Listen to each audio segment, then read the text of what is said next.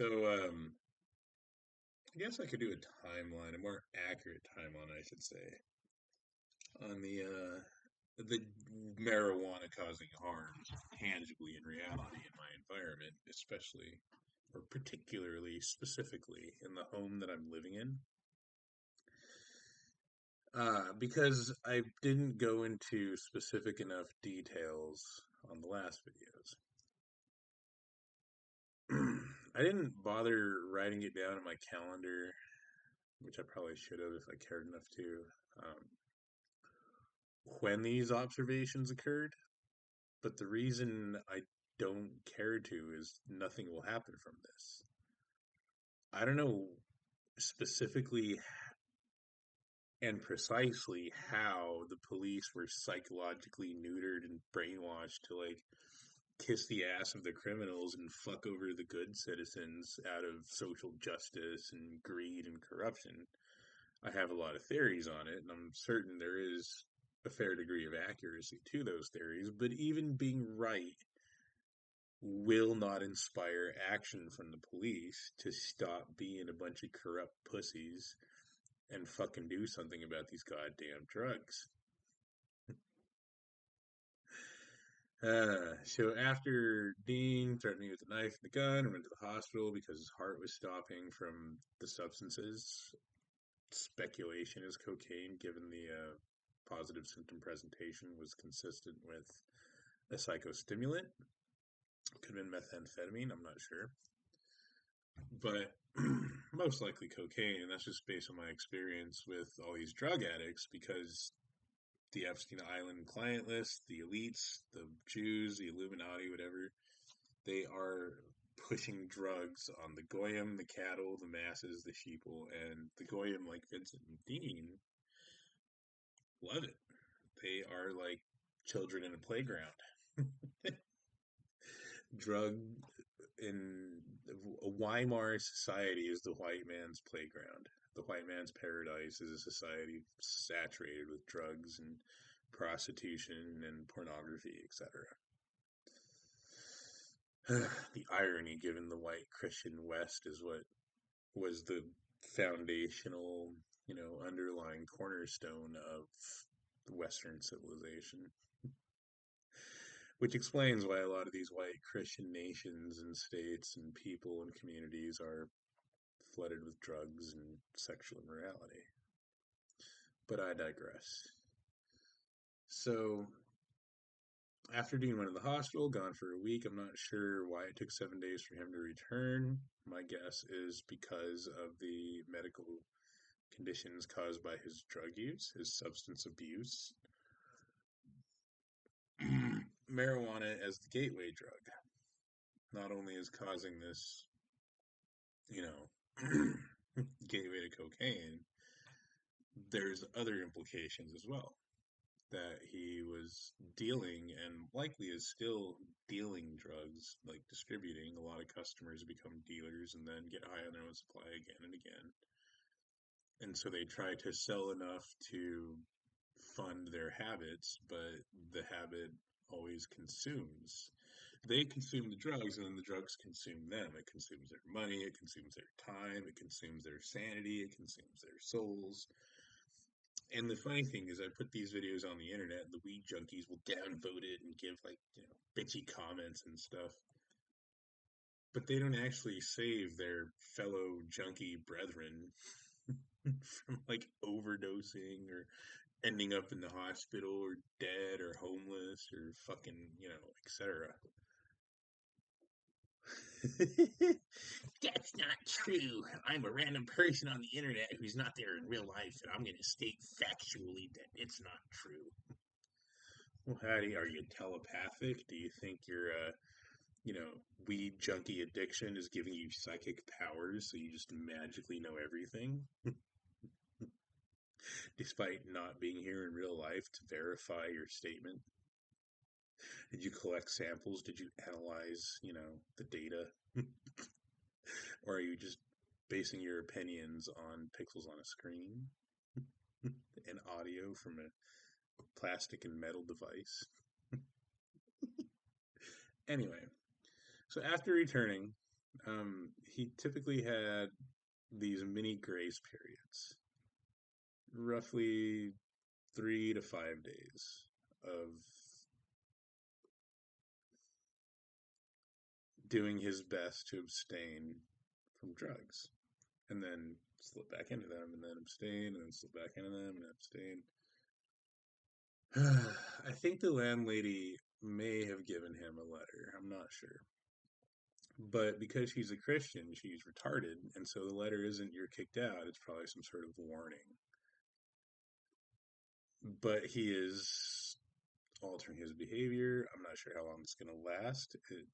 It didn't last forever already, but so far it's not as bad as it was. It's still bad, just not as bad as it was. And a lot of that has to do with the fact that Nazi science, in the form of gasketing my doors and the Israeli, military gas mask, is preventing involuntary exposure to secondhand marijuana from these rat piece of shit junkies.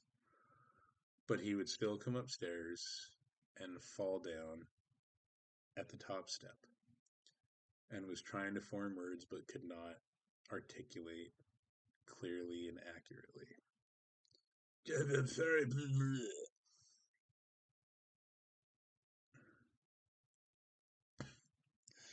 So that happened a few times, and then there would be another grace period, possibly where his body was recovering from all the substances, the toxicity that he puts himself through, the punishment he's doing to his liver from the alcoholism, the punishment to his lungs and his psyche from the marijuana, and his heart, of course. I'm pretty sure his heart is suffering severely from the marijuana and the alcohol and cigarettes and whatever psychostimulant he's consuming and distributing.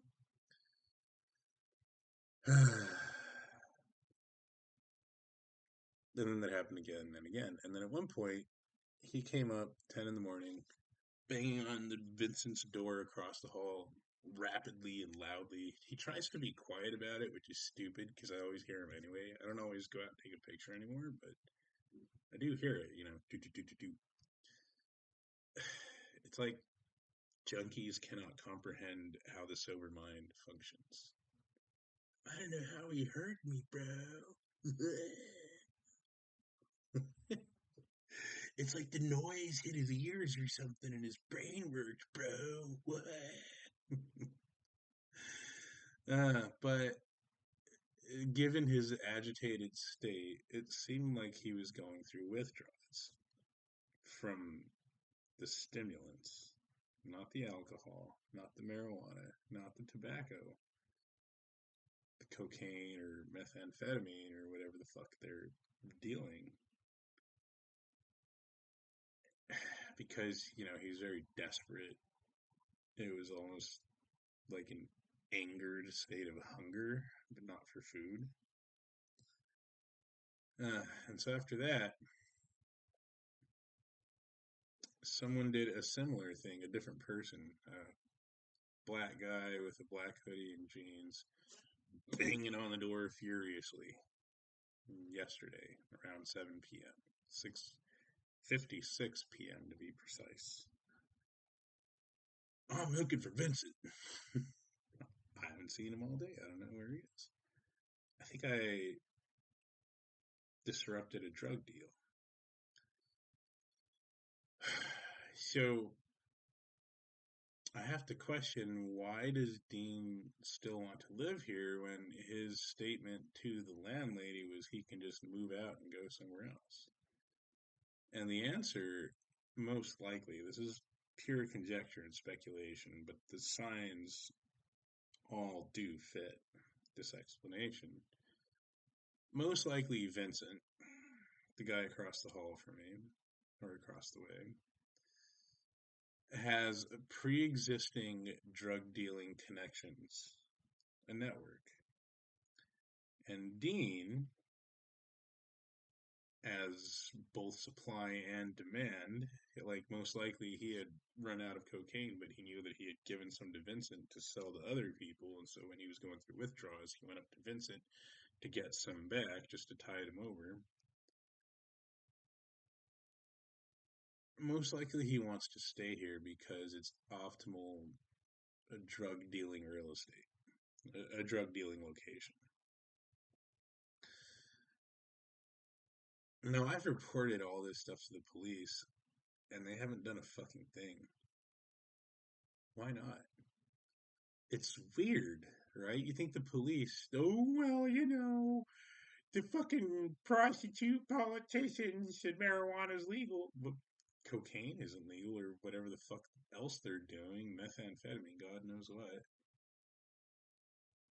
And it's the Christians are the same way. Well, we don't want to hurt the feelings of the criminals and the drug dealers.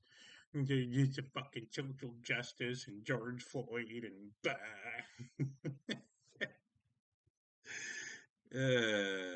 Nietzsche was right. Christianity defangs people.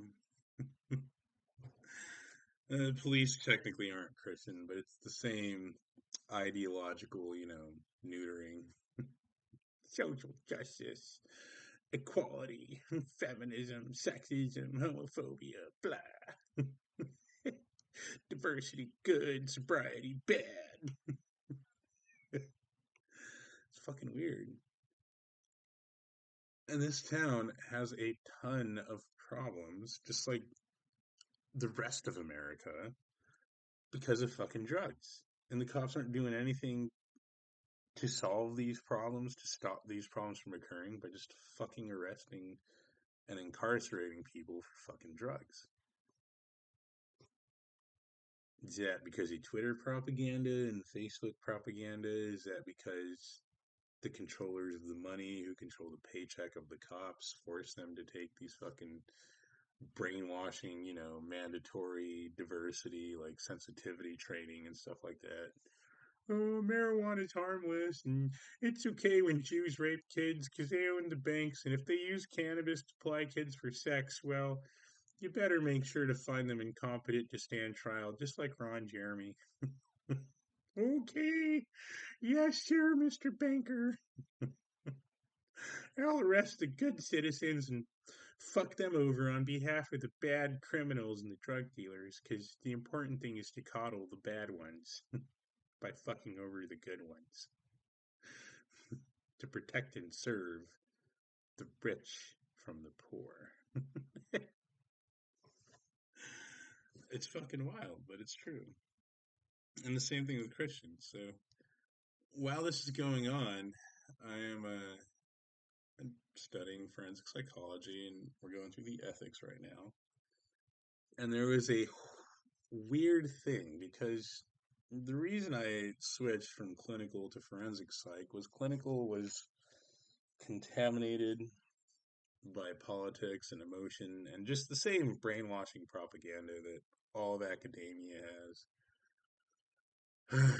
That was when I was attending CNM in Albuquerque, and they had this whole thing about how I'm supposed to learn Ebonics be- because of white linguistic supremacy.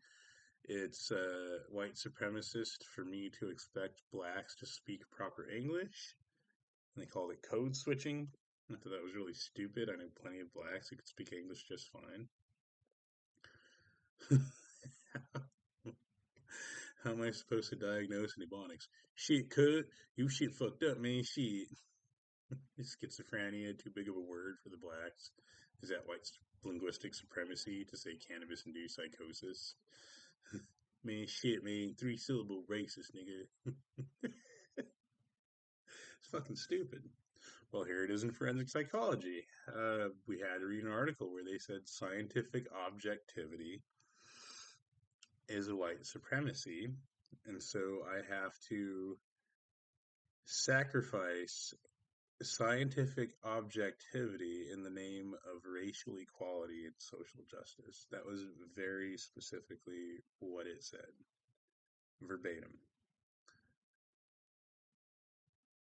I disagree. Um, I'm going to stick with scientific objectivity. And this seems to be a thing with these courses is there's a difference between regurgitating the information to convince the professor that you actually believe it and actually believing it. right? Like I can read the material, I can memorize it and repeat it, but I'm not going to apply it to my own behavior changes. I'm not going to adjust my behavior to eliminate scientific objectivity because some evil international banker hates white Christian America and wants to diversify it even more than they already successfully have through these methodologies and strategies. It's not just the white people that are being fucked by these globalist agendas. Everyone is. Except the parasitic immigrants, of course, who are coming here to parasite. That's so weird to me how that was successful. 40 years, 50 years of propaganda, of brainwashing, of media subversion, academic subversion, all the institutions of power and influence to be like, America is a nation of immigrants. Bring us your poor, your tired, your huddled masses. It's such a fucked state of affairs right now, and it's only getting worse because the masses are too stupid to fucking snap and stop this from happening. Marijuana is a big part of that. It's a globalist agenda. It's a smaller part of a larger plan. When you look at white Christian men, well, Bobby and fucking Dean are white Christian men, and they're self-destructing out of greed and addiction. They have Jesus. They wear crucifixes. They fucking pray to Jesus for forgiveness and then go and fucking do and deal drugs. It's so hilarious. And then when I question, well, how was this successfully achieved, right? How did white people get duped and manipulated into genocide through demographic shifts, cultural assimilation, the melting pot, black on white crime waves, etc. Oh, they were psychologically handicapped and neutered by Christianity, marijuana, etc. And this is making me think that Karl Marx was actually based because he pointed out the narcotic effects of religion. And Christianity doesn't have the violent homicidal psychosis the way marijuana does, but it does turn whitey gay and race mixy the way marijuana does. It's very similar. So Karl Marx is right about a lot of things. Not everything, but a lot of things.